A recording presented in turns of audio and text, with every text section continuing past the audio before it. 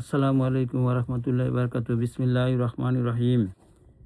এক হাদিসে আছে, গরিবদের সহিত বেশি সম্পর্ক রাখো এবং তাহাদের উপর অধিক পরিমাণে অনুগ্রহ এহসান করো, কেননা তাহাদের নিকট বড় সম্পদ রহিয়াছে। কেহ আরজ করিল, ইয়া রাসূলুল্লাহ সাল্লাল্লাহু আলাইহি ওয়াসাল্লাম, ওই সম্পদ কি? হুজুর সাল্লাল্লাহু আলাইহি ওয়াসাল্লাম বলিলেন, তাহাদেরকে কিয়ামতের দিন বলা হইবে, যে ব্যক্তি তোমাদেরকে একটি রুটির টুকরা খাওয়াইয়াছে, অথবা পানি পান করিয়াছে, অথবা কাপড় দিয়াছে, তাহাকে হাত ধরিয়া জান্নাতে পৌঁছিয়া দাও। এক হাদিসে আছে, আল্লাহ তাআলা গরিবদের নিকট কিয়ামতের দিন এমনভাবে ওজর পেশ করিবেন, যেমন মানুষ মানুষের নিকট ওজর পেশ করিয়া থাকে, আর বলিবেন, আমার ইজ্জত ও বরত্বের কসম, আমি দুনিয়াকে তোমার নিকট হইতে এই এই জন্য দূরে সরাই নাই যে তুমি আমার নিকট অপছন্দ ছিলে।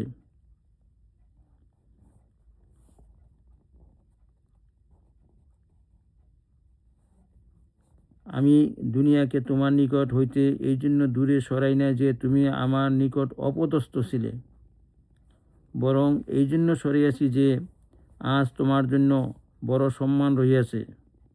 হে আমার বান্দা, তুমি ওই সমস্ত জাহান্নামী লোকদের কাতারের মধ্যে চলিয়া যাও, যে ব্যক্তি তোমাকে আমার সন্তুষ্টির জন্য খানা খাওয়াইয়াছে অথবা কাপড় দিয়াছে, সে তোমার। সেই গরিব এমন অবস্থায় তাহাদের মধ্যে প্রবেশ করিবে যে তাহারা মুখ পর্যন্ত ঘামের মধ্যে ডুবন্ত থাকিবে। সে তাহাদিকে চিনিয়া জান্নাতে দাখিল করিবে। রওজ। এক হাদিসে আছে, কিয়ামতের দিন ঘোষণা হইবে, উম্মতি মুহাম্মদীর দরিদ্র ব্যক্তিরা কোথায়? উঠো এবং লোকদেরকে কিয়ামতের ময়দানে তালাশ করিয়া লও। যে ব্যক্তি তোমাদের মধ্যে হইতে কাহাকেও আমার সন্তুষ্টির জন্য একটি লোকমা দিয়াছে, অথবা আমার সন্তুষ্টির জন্য এক ডোক পানি দিয়াছে, অথবা আমার সন্তুষ্টির জন্য কোনো নতুন অথবা পুরাতন কাপড় দিয়াছে, তাহাদের হাত ধরিয়া জান্নাতে দাখিল করিয়া দাও। ইহা শুনিয়া উম্মতের দরিদ্র ব্যক্তিরা উঠিবে এবং কাহারও হাত ধরিয়া বলিবে, হে আল্লাহ, এই ব্যক্তি আমাকে খানা খাওয়াইয়াছিল, এই ব্যক্তি আমাকে পানি পান করিয়াছিল। উম্মতের দরিদ্রদের মধ্য হইতে ছোট অথবা বড় কেহ এমন থাকিবে না যে তাহাদেরকে জান্নাতে দাখিল না করিবে। কানস।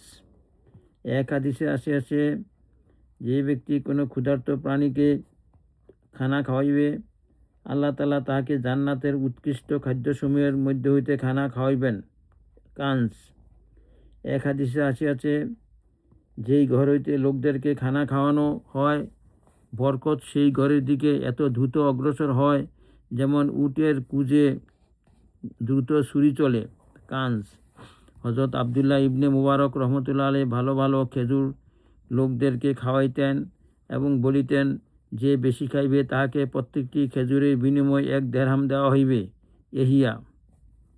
এক হাদিসে আছে, কিয়ামতের দিন ঘোষণাকারী ঘোষণা করিবে, কোথায় ওই সমস্ত লোক যাহারা ফকির ও মিসকিনদের সম্মান করিয়াছে? আজ তোমরা জান্নাতে এমনভাবে দাখিল হইয়া যাও যে না তোমাদের কোনো ভয় আছে, না তোমরা চিন্তিত হইবে।